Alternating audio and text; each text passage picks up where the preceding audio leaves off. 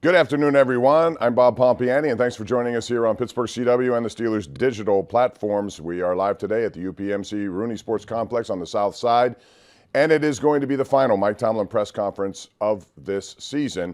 After the Steelers made a big push, going 7-2 in the final 9 games to get to 9-8, and nearly got into the playoffs, and what would have been an amazing accomplishment. As it is, they fall short, and there are a lot of issues to talk about this year, and then moving on into 2023, a lot of positive signs. And also, there is that question about Pat Freiermuth, who was injured yesterday.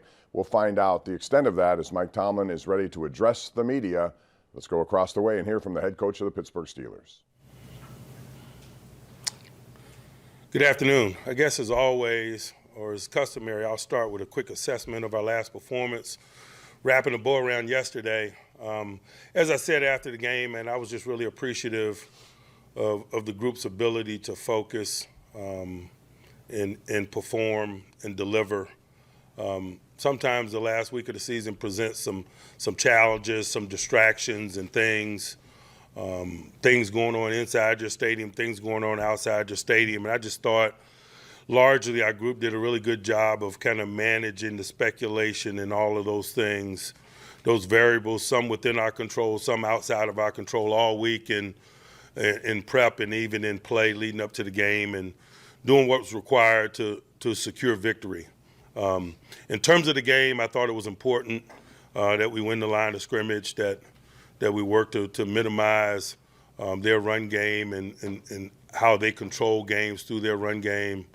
I thought largely we were able to do that. I thought a component of doing that was being able to do it ourselves and possessing the ball and playing behind our run game and Najee and so forth. And I thought we were largely able to do that. Making some splash plays obviously was required. I thought some of the third down conversions offensively, particularly late, were significant. We took the ball away some on defense, also significant. I thought we were able to stay after Watson, man, and he is a big challenge in terms of his mobility and how he extends plays and the things he's able to do.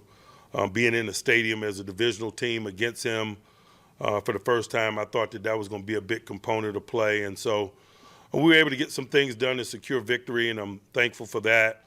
Larger picture, obviously, man, it comes to a screeching halt.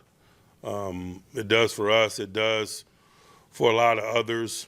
I asked my team to be singularly focused, and I'm willing to live that out. I stand before you today with a kind of lack of preparedness for this.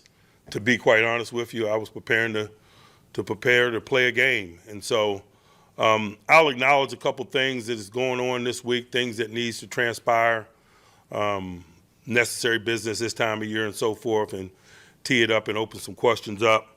We'll meet this afternoon with our team at 2 o'clock. Talk about some end of the year things and acknowledge some calendar related things moving forward.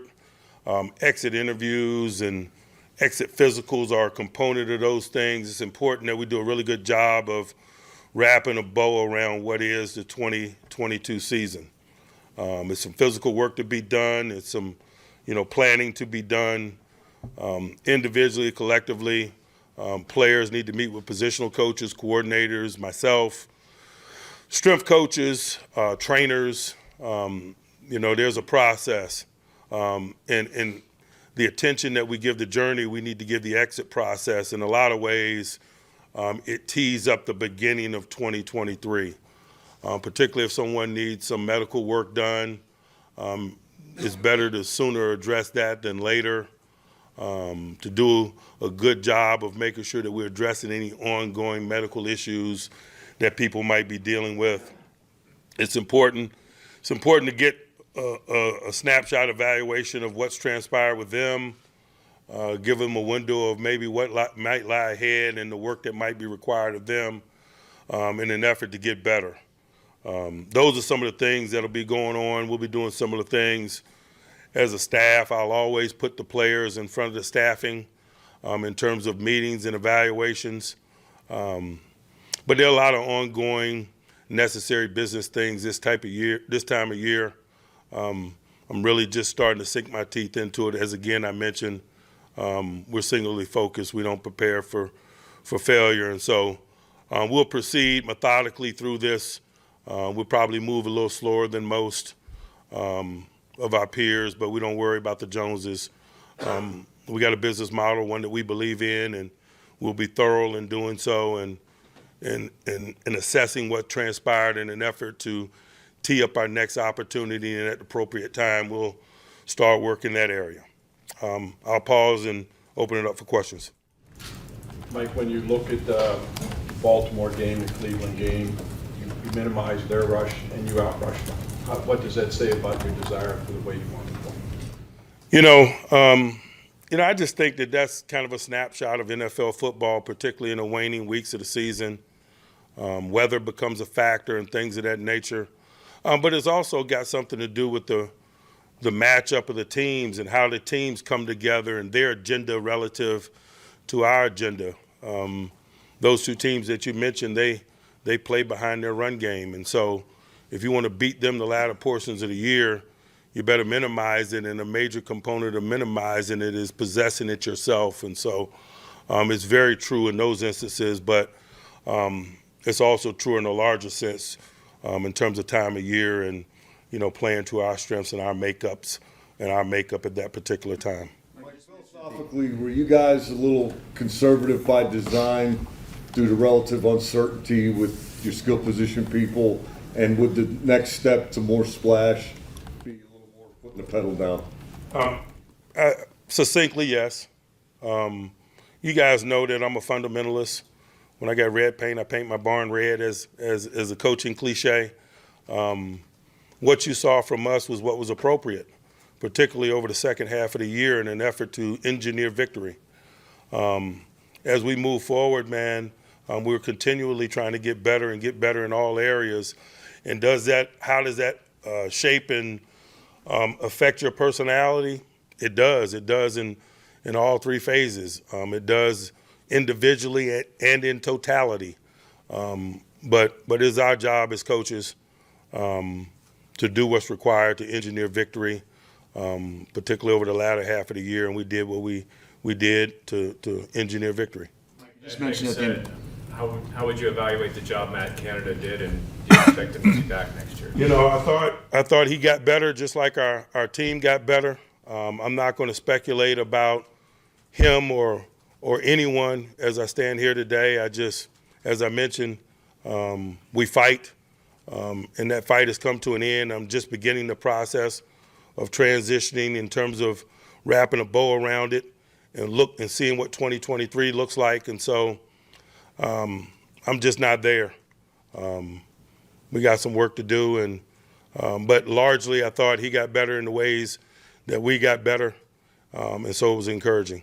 Mike, when you do go into these off-season evaluation and exit meetings and you're talking to Kenny Pickett, how much does his opinion and his experience do you expect to factor into decisions with coaching staff like Matt Canada? I'm not going to delve into the dynamics of my decision-making. It doesn't serve me or us in any way to peel back that curtain. I have intimate conversations with everyone. Obviously, Kenny being our quarterback, that's going to happen.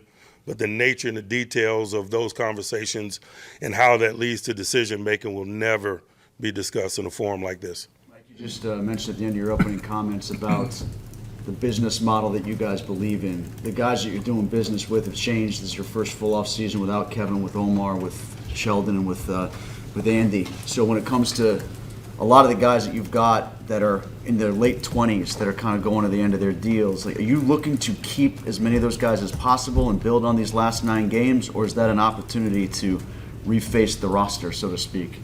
Again, we've had zero conversations about how we move forward.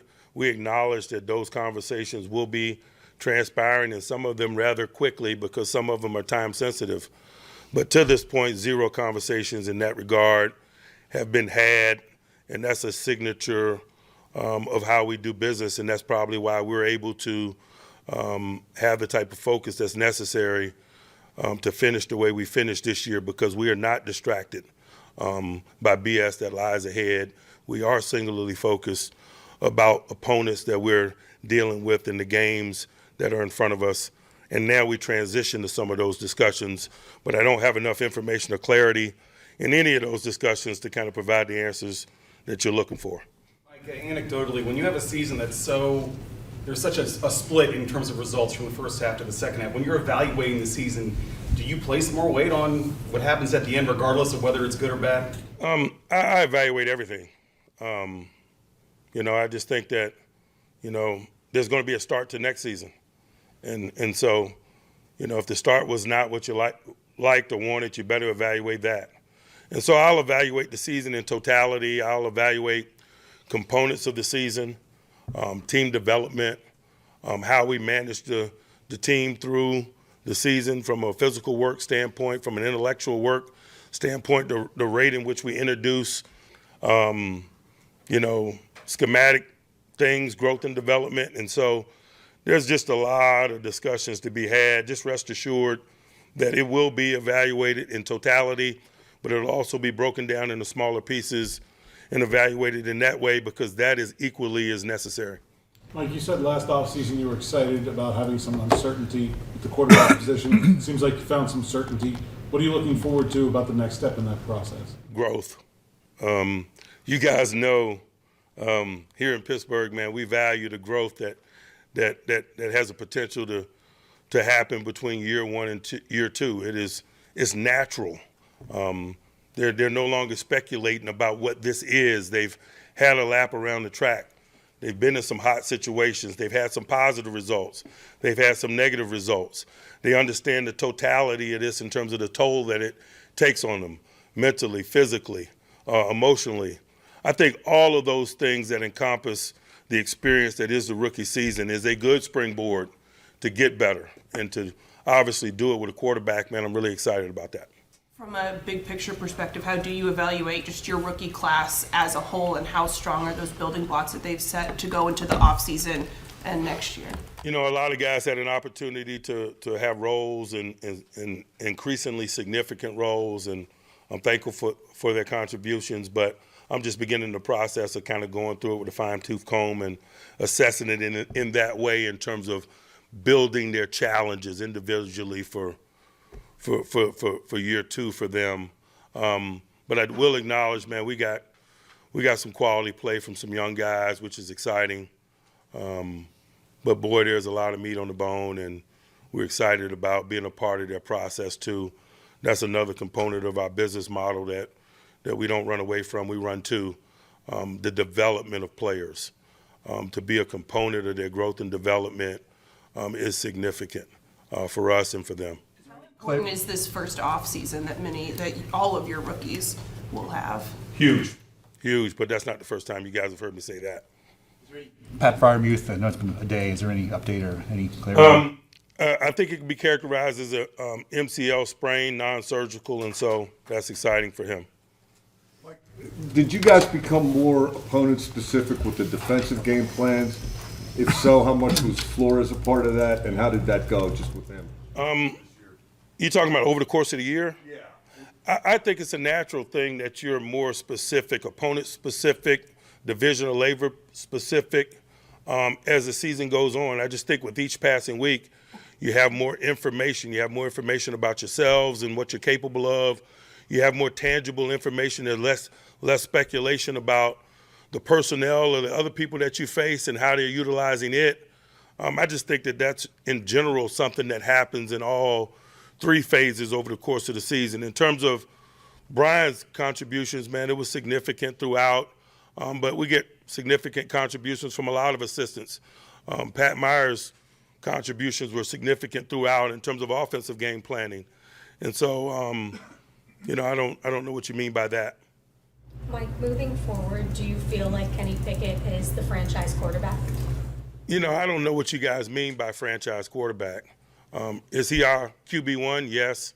But there's a lot of silly responsibility that comes with that term. Everybody thinks they got one, but not everybody has one and all of that. He's our starting quarterback. I'm not going to saddle him with that cliche that's overused in our game and our business too much these days. Mike, you've been bullish on Devin most of the year of his participation dropped significantly the last couple of weeks. Was any of that health related, or B, were you rewarding the other guys, or did Devin just maybe not meet the standard you were looking for? Not health related, really game specific related. As we were talking earlier about the nature of play of those two teams that we played down the stretch specifically, it warranted us to do some things in terms of the division of labor that minimize some of his opportunities to contribute. But we make those decisions week in and week out in a lot of areas. It's just football. It's trying to engineer victory. How do you anticipate the quarterback room kind of shaping up behind Kenny, given that Mitch and Mason are two relatively young guys who still want a chance to be starters in this league? Mitch is under contract. Rudolph is scheduled for free agency. Man, we'll see what happens. I know you still need to do your evaluation of things, but as far as you know now, that your staff, has anybody indicated they are retiring or leaving or they're coming back in that point? I've already received a request for Brian Flores, but there have not been any, significant conversations among the staff about that. As I mentioned, we're singularly professionally focused. We acknowledge where we are this morning, but prior to this morning, we're trying to win football games and maybe prepare for another one. Mike, who was the request from? I'm not going to get into that. I'm sure you guys will have that information sooner rather than later. It's on the street. Would you specify whether that's for a head coaching job? No, or a DC? coordinator position. Mike, you saw, obviously, we saw the skill level of George Pickett's.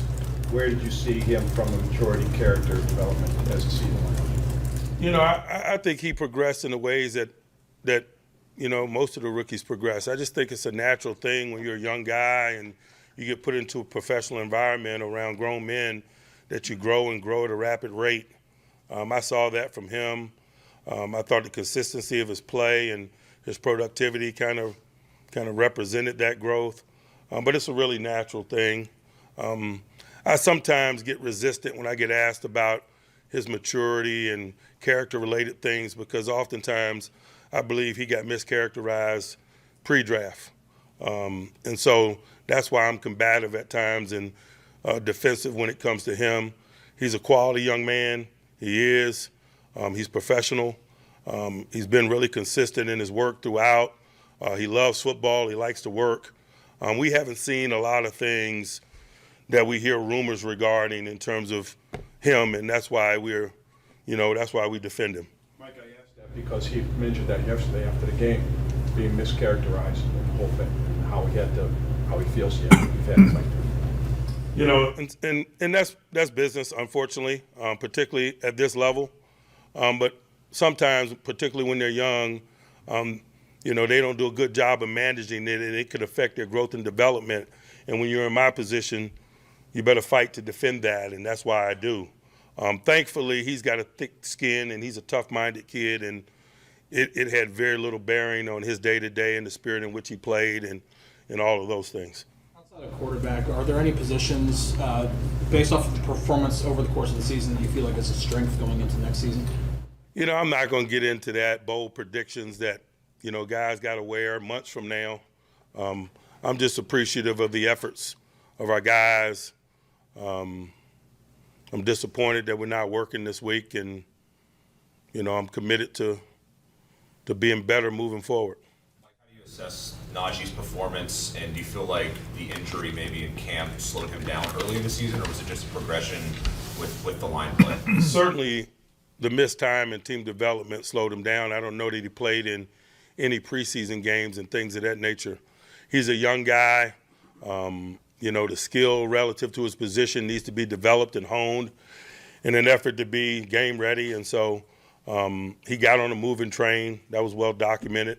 I thought he got better with each passing day. He's a mentally tough guy. He's a competitor.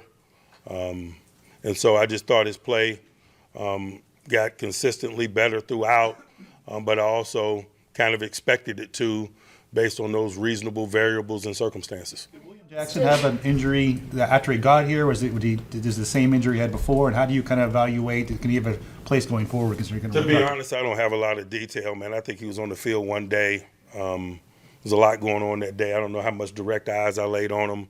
I don't have a lot of information in that regard. I don't. After the game, Cam Hayward said something quizzical about if they want me back.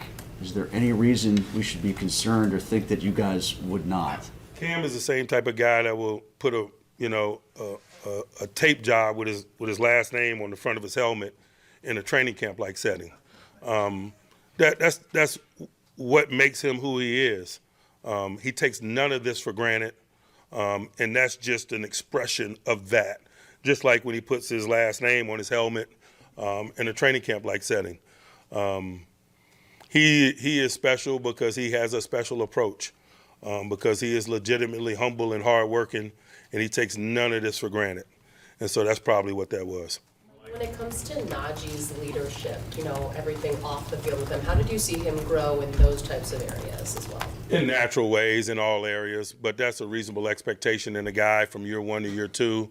But it's also speaks to who he is, that he got elected captain in year 2. And I think that with each passing day, he wore that in a more natural way. I think he always had a desire to do that and be what his team and his teammates needed him to be. But I think with each passing day, I think he just wore it in a more natural way, and I think it's reasonable to expect it to continue.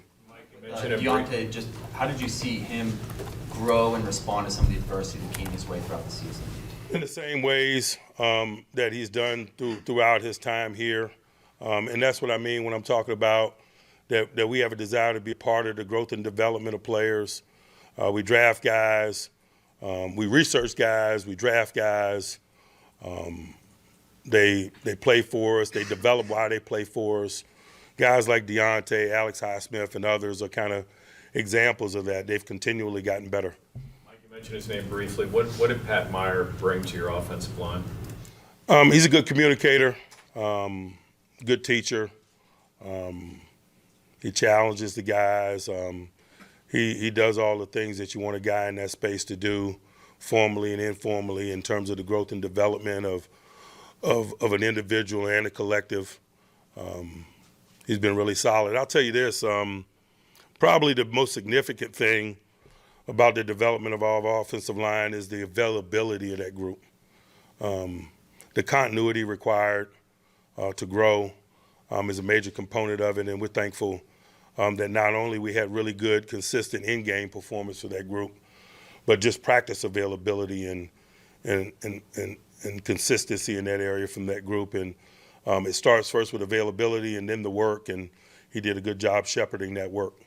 Mike, you mentioned earlier how you ran your offense was appropriate because of the young personnel. Is it tricky to evaluate a coordinator when maybe he, his offense looked one way and he wasn't comfortable doing it another way? How do you evaluate that? I'm paid to do tricky. It's all tricky. It's all layers to this. It's not checkers, it's chess. And so it's just life in our business.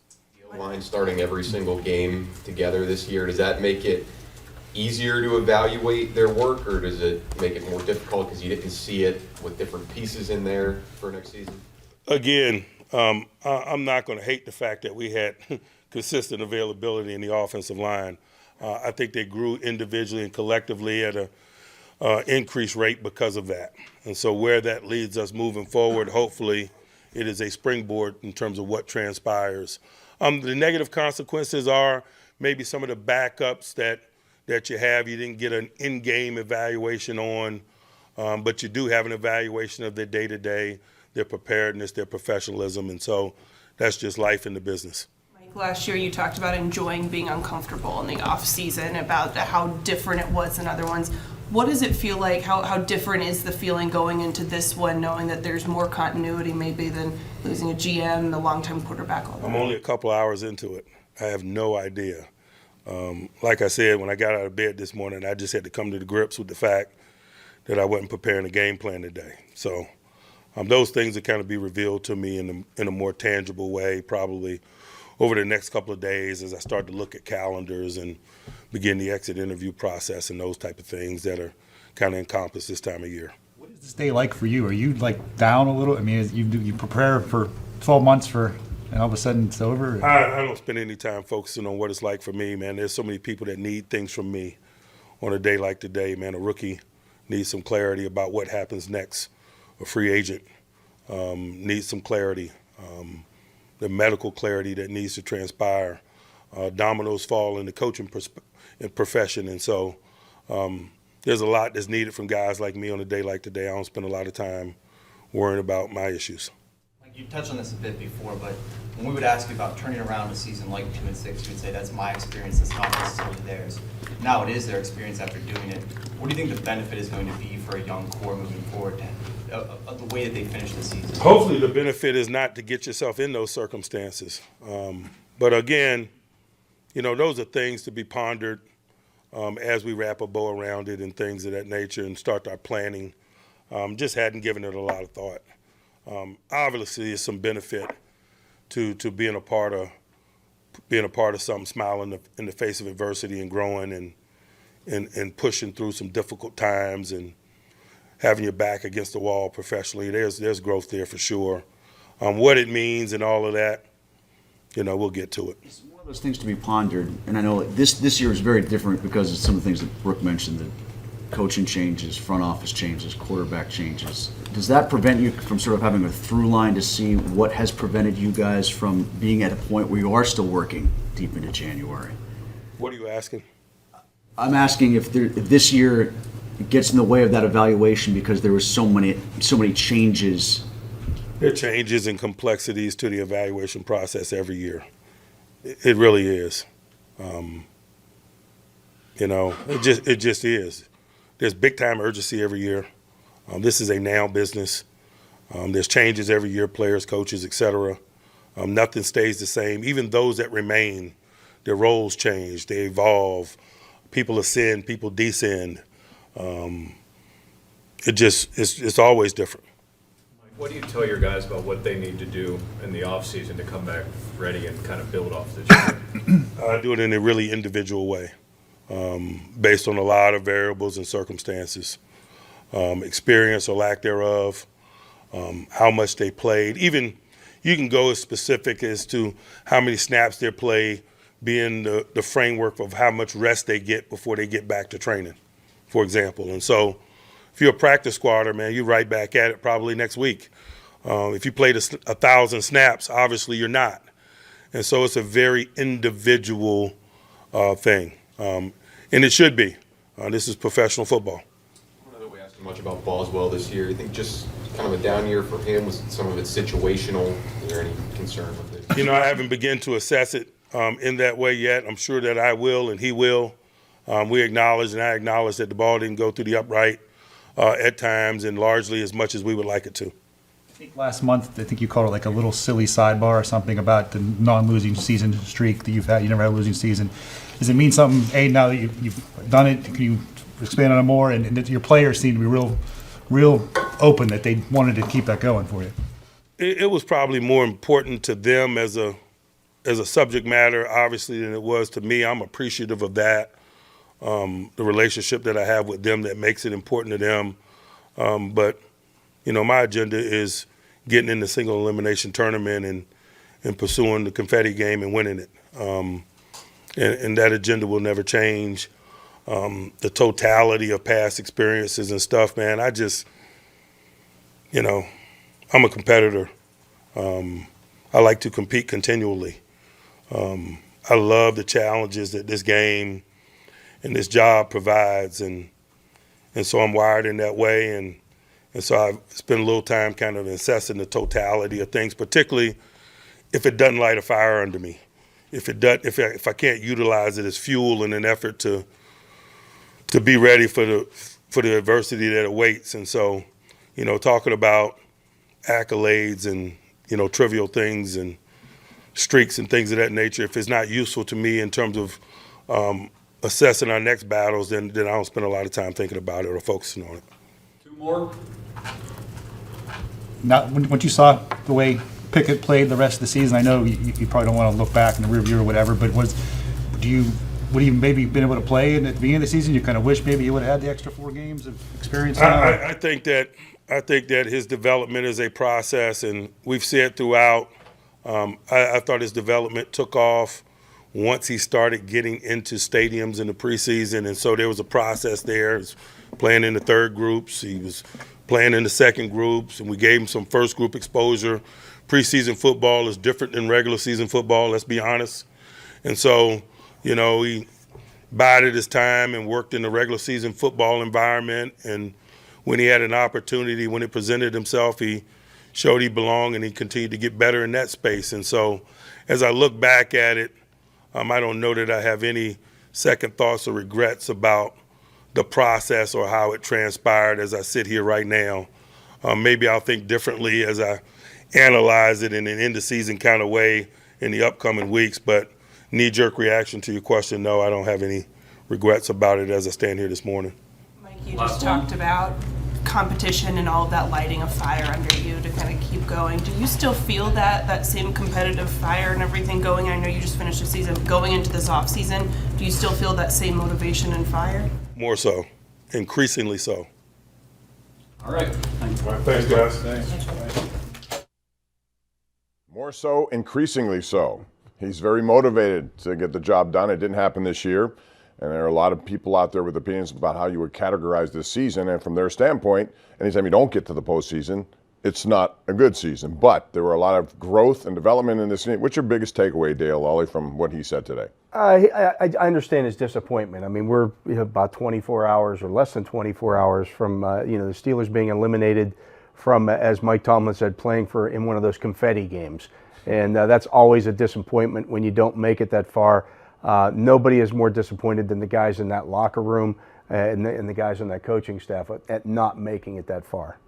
No question about that. They have a lot to build on. We'll talk about some of that. We'll also look back at some of the key moments of this season. The big news from this, of course, injury-wise, is that Pat Freiermuth, their starting tight end, will not need surgery. It's just an MCL sprain, so you can take care of that without undergoing the knife, which is good because Pat Freiermuth is a big part of this young offensive core. We'll take a break and come back with more of our analysis of Mike Tomlin's final press conference as they head into what should be a very busy offseason next right here on Pittsburgh CW and all the Steeler digital platforms.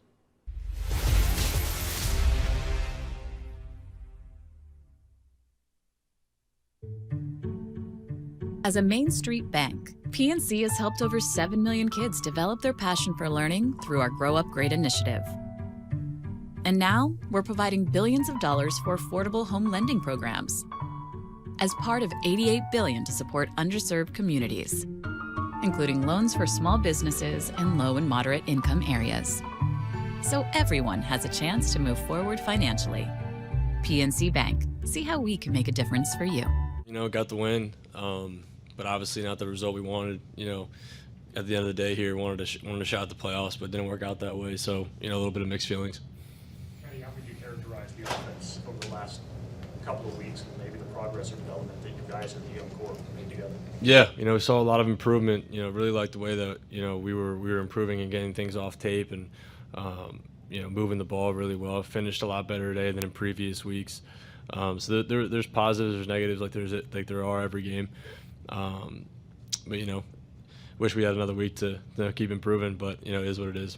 How much value would you have been able to extract from a playoff berth? I mean, how much do you think that could have expedited your learning curve for next year? I don't even think it's just about my learning curve. I think it's about playing for a championship. That's what it's all about. So we would have had an opportunity if we had that chance. When you don't take care of your own business, you don't control your own destiny. So that's just what happened. How close are you offensively to functioning the way the group aspires to function these last couple of games? Yeah, I mean we were close today. I feel like we just couldn't get out of our own way there in the first half, and then we started finishing a lot better in the second half. So I think it was a little bit of a tale of two halves there, but we were definitely trending in the right direction. Kenny, TJ was saying there's a lot to build on. How do you try to build on this and keep that going through the offseason and into next year? Just continue to stay together, work together in the offseason. We definitely we're all at least offensively with the skill guys. We're definitely going to get together and continue to make progress.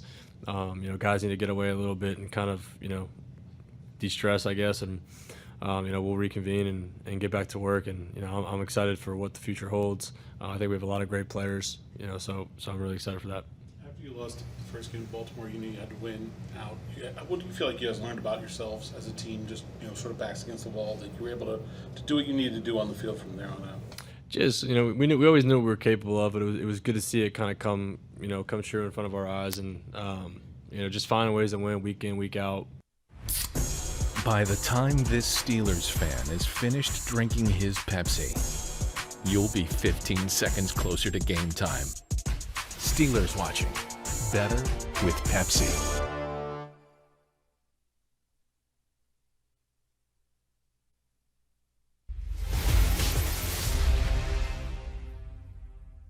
You guys know here in Pittsburgh, man, we value the growth that has a potential to happen between year one and year two. It's natural. They're no longer speculating about what this is. They've had a lap around the track. They've been in some hot situations. They've had some positive results.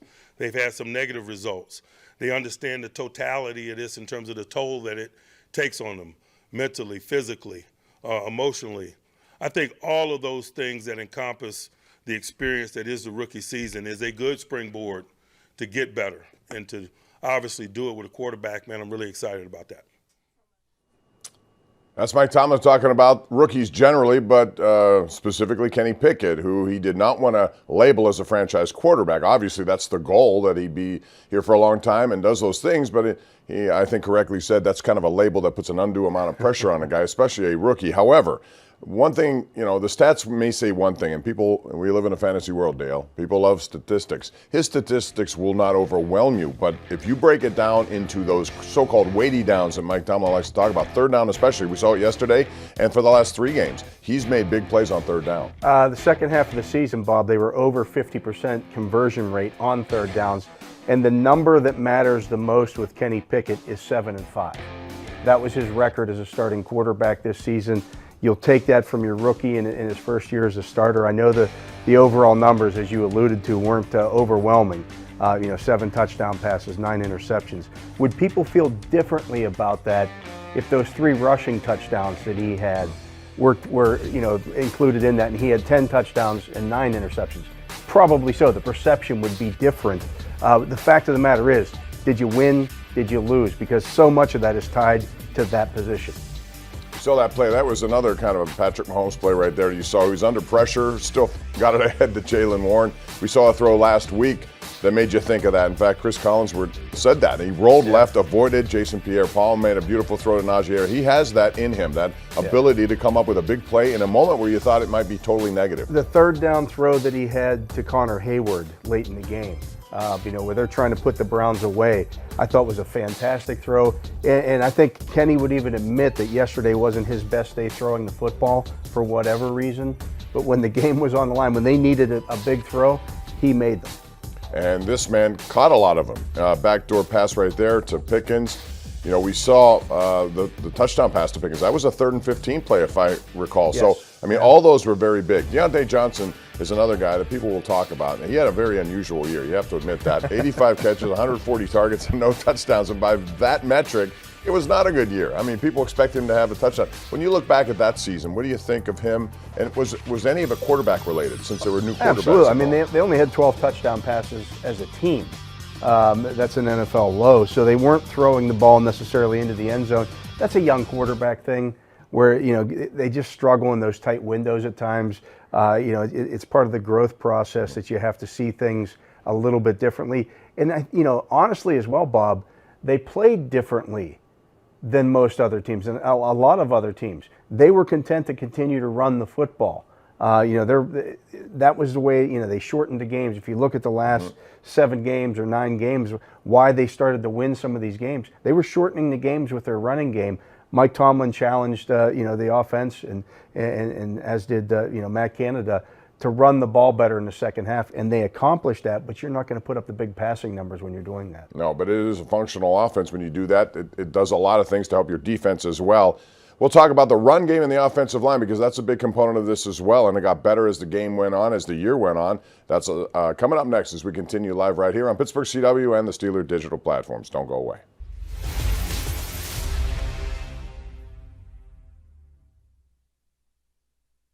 Welcome Welcome back to Ford Truck Talk. Today we're looking at the new F-150. The official truck of the Pittsburgh Steelers. Wow, did you see that lane change? Another smooth play by the F-150 with great execution of that parallel park job. Absolutely stunning. Newcomers, take note. And now you too can win this Ford F-150. Professional, show-stopping, built Ford tough. But we shouldn't expect anything else from the best-selling trucks in Pittsburgh. You guys have done so many times in recent years, being better in September and October, so you don't put yourself in a corner late. Yeah, I mean, no one wants to start slow. I mean, we always want to start fast. We were a young team this year. It'll be nice to be able to keep a good core group of guys here. Never know who's going to be back, who's not, but very confident with the guys in this locker room. And like I said, just because we've been through so many ups and downs throughout the season, and nobody gave up. What's the emotion like for your family? You got to see your brother score, see your other brother play his final game. What's that kind of emotion of today like? I mean, it's just my life. I mean, it's just something that I've grown accustomed to. I mean, to see Derek, I've seen him put in the work, and to be able to see him score a touchdown is pretty damn cool. Something that I'll have that memory for the rest of my life. And to be able to see JJ today play his last game is very special. And I did not want to be hanging out with him next weekend, but we'll be able to celebrate together, which will be pretty cool. You mentioned all the unknowns in any offseason. Did you and Derek talk at all about whether this could be your last game together, just with him hitting free agency? Not yet. I mean, like I said, this is all so fresh. I think it's just, after this, just need to sit down and kind of understand that we don't have a game next week. You mentioned the youth that you guys have on this roster. What did you see from some of those younger guys this year that gives you confidence that the future is bright? Yeah, we have a good mix of young guys who want to work and old guys who want to show the way, and I think that's very key to what we want to build here as Pittsburgh Steelers. I think it's been important all season long. Coach T's brought back alumni, and just to show what it means to be a Pittsburgh Steeler. And like I said, like I'll keep saying on repeat, I feel very confident, young, old, whoever's in that locker room, players and coaches. TJ, you mentioned a minute ago you're playing some really damn good football. How good was it? Do you think it was playoff caliber? I mean, we'll never know. I mean, I felt like if we got in, we had a good chance to make some headlines, but we'll never know. For over 30 years, Steelers Digest has been delivering black and gold news to your doorstep. Photography, game recaps, opinion, and statistics presented in a colorful, easy-to-read format. Don't miss another issue. Subscribe today at Steelers-Digest.com.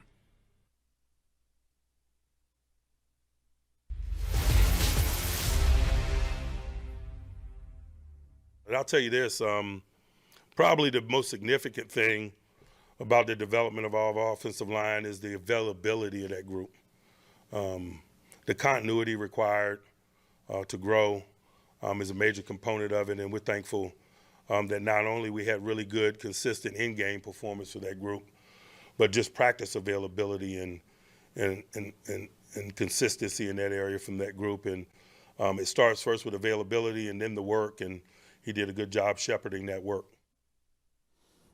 All right, welcome back. Bob Pompiani, Dale Lally here, and we're talking offensive line and the run game that benefited by it. Mike Tomlin, very complimentary of a group that stuck together all year. Very rarely do you see 5 guys play the entire season, no injuries.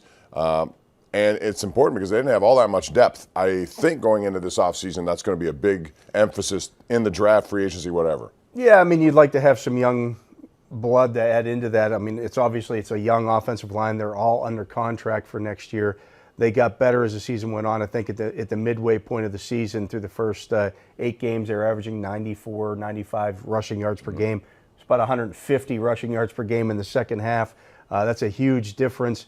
Offensive linemen love to run block, and they were challenged and said, hey, let's go run block. Okay, let's do that. And I thought Najee Harris got better as the season went on because of that. I think that the continuity played into that. You get more, used to, okay, this guy's going to set this block up this way and those kind of things. And I think, you had 2 new starters on that line this year, Bob. You had a new offensive line coach in Pat Meyer who was teaching them some different things as well. And if you think back to the Jacksonville game in the preseason and how everybody was panicking about this offensive line, Rome wasn't built in a day. You don't just snap your fingers and the offensive line continuity comes together. Them being able to play together all season long, growing together as a unit and a group really showed itself in the second half of the season. And a pretty good offseason bringing in Mason Cole at center. He was really good. I thought better as the year went on. James Daniels, a rock over there. And some of those other guys are going to go through this being first or second year players. But I think you saw a healthy Najee Harris also as the year went on. What about the fact that they have now a 1-2 punch that's a pretty good one? And, you know, Jaylen Warren, we talk about their draft class from last year. A lot of guys played. He wasn't included. He was undrafted. And, boy, that looks like a diamond in the rough.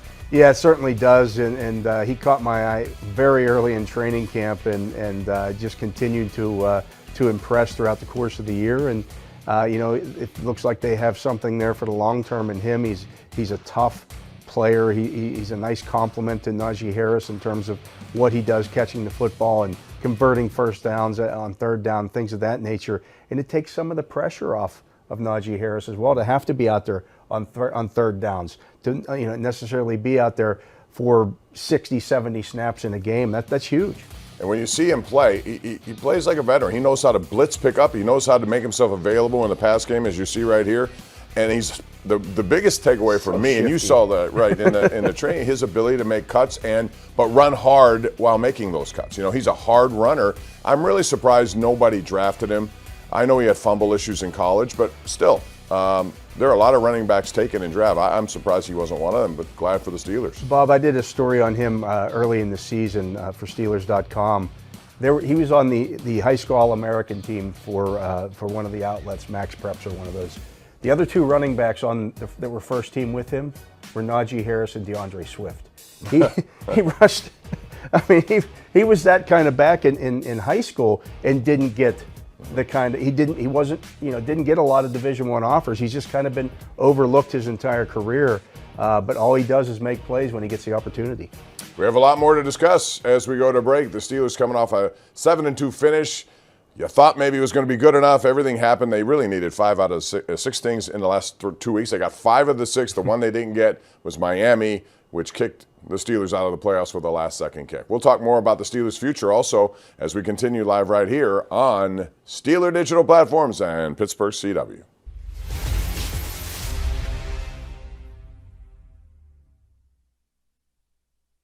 Want to get gear direct from the team? Shop all things black and gold at the official Steelers Pro Shop located on the North Shore. Get the latest sideline apparel and hats, jerseys of your favorite players, authentic memorabilia, custom gear, and exclusives you can only find here. Don't forget, you aren't game day ready without a terrible towel. The Steelers Pro Shop has everything you need to be a part of the legendary Steelers Nation. Come experience the legendary shopping environment or shop online at shop.steelers.com. You don't make the playoffs, but you still had such a turnaround starting 2-6. What the emotions like? I mean, obviously we wanted to make the playoffs. Obviously we was waiting to see how those games went. But I think us as a team, I think the way that we finished the season, the way we came out of the bye week, I think we should be really proud of ourselves. We can just see how our future is. We're young, but we're also really talented, and I think that for us to come together through all that adversity that we had early on in the year, for us to finish out the season the way we did, man. Be motivation for us, and we should be hungry for next year. That's what I was telling a lot of guys on the sideline when I saw the Dolphins won. I just, shook Kenny's hand and told him he had a great year, man. And just, we got to do a lot as a team if we want to be where we're at next year, not waiting for other teams to lose to get in. So we got a lot to build on, but, man, obviously to make the playoffs, but, we accomplished not having a losing season for Mike T, and we just finished really strong. What was it about this team? Like at 2-6, some teams lay down and fold, and you guys really just flipped the script a little bit. It's perseverance, man. A lot of times, things are not going to go your way. I never been around a team where everything was just smooth. Even when I was at Alabama, we all had our adversity. It may not have been like winning, but we had our little bit of adversities. But for us to persevere and just stick together how we were. I think that just comes into next year when we're going through some trouble early on or even later in the season. We can just recall back to this year when, we just stuck through and stuck it out. You mentioned avoiding Mike T's first losing season. What does it mean for you guys to be able to pull that off? Man, that was just for Mike T, man. When we started off at 2-6, You know, he always said that I'm not going to change the way I'm coaching. You know, I'm not going to blink. I'm going to be the same guy. He never changed. He never switched up, man. That's his leadership. And, you know, for us to come in there and just to win for him and, you know, not have that losing season, I think it was big for us. How closely were you guys watching the scoreboard, and at what point did you realize the emotion? We didn't watch the scoreboard. We just saw it pop up at the bottom of the little thing on the scoreboard. It said like 6 to 9, 18 seconds left, and it went on to the Bengals.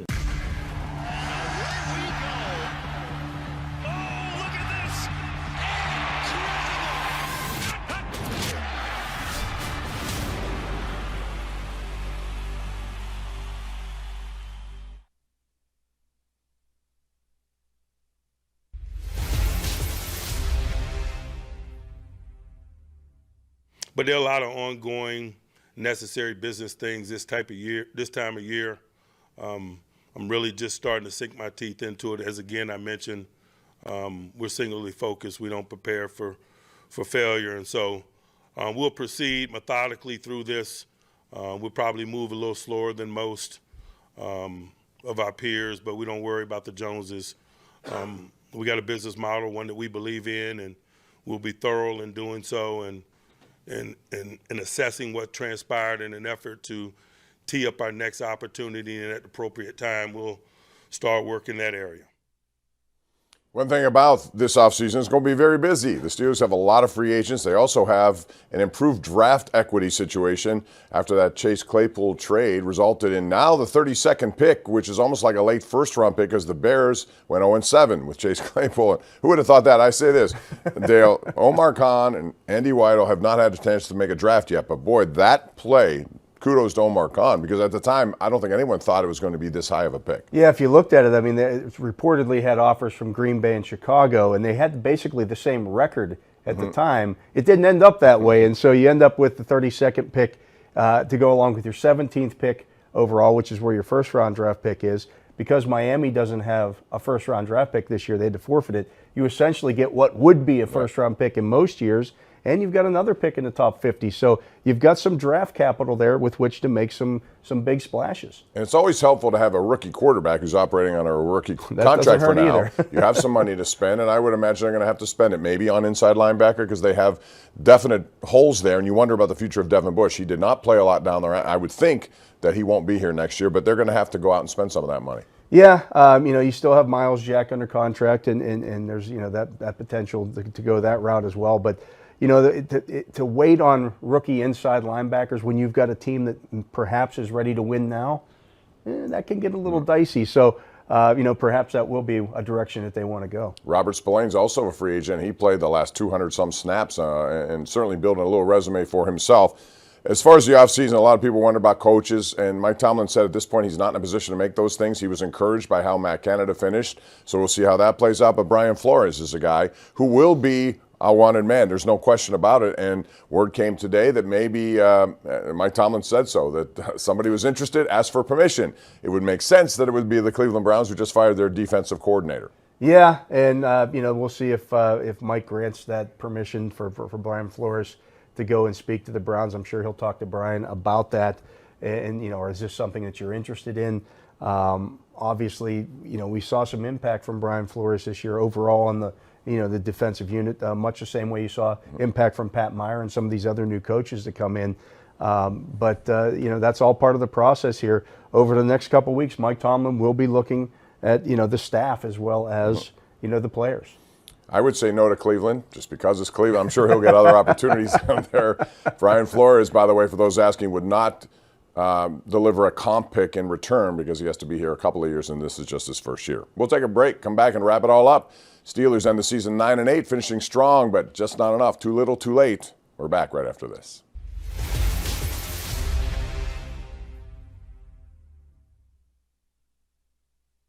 Game starts at 20, bed slip is empty. I gotta call KG. KG, what up? I got nothing for you, Fox. Oh, come on. Jalen. You wanna tell? Yeah. Don't call somebody on live TV. Well, you answered. I have other friends anyway. Marshawn, Barry. Listen, I need some tips. I like L.A. L.A.? No, Dallas. That's Dallas. Dallas not Dallas? the best. We gotta get to Miami. How about Detroit? Nah, Barry over there. You know what? I'm gonna call y'all right back. Vanessa. I got a tip for you. Always go with your gut. I like that. Let's go what I got. You know, it's just up and down. Of course, we wanted to go to playoffs. Of course, we wanted to continue our season because every season you got a different team. You got different players. You got guys that you created a bond with all year, and now it's like you got to start over some. We know the team's going to be different next year. A lot of moving pieces always, but we always glad that we got the win. We dug ourselves out of a hole, stayed together all season, and that's the most you can count on from a team. When you guys were 2-6, I think you told us Tomlin's competitive juices were flowing. You know, he was just not happy with that. If somebody would have told you back then you'll finish with a winning record, you'd have been surprised, or you'd have been skeptical, or you'd have been like, yeah, we're feeling that in this room. I think everyone in the locker room would have believed it, just simply because we were all just so bought in. Everyone was together, everyone was trying to stay together, and that's what we end up doing. We can at least hang our hat on that, even though we didn't get to the promised land, you can say, but to dig from 2-6 and come out with a winning season, man, I think that's special. Just talks about our team, talk about the camaraderie, just talk about how we all just meshed together and just played together. How well do you think you were playing defensively this last stretch here? You didn't just win these games. Man, it was really the whole team. You can say defense played good, but offense played just as good. Special teams, they made plays. It was just all around. We just played a good team game these last few games, and everyone just piggybacked off of each other with energy. Just last month, what you thought it would look like all year?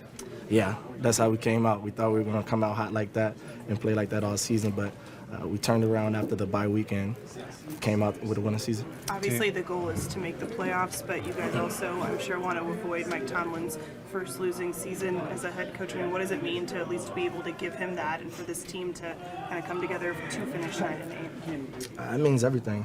Coach Tomlin, he gives us everything. His time, his patience, everything. Could your favorite casino app be even better and faster than ever? You bet. Because the all-new BetParks app has been built around what you really want. With easier sign-up, faster withdrawals, and all the slots and table games you love. Plus, make your first deposit and get a 100% bonus match up to $750. And 500 free spins. So, are all of your favorite games just a tap away? You bet. BetParks.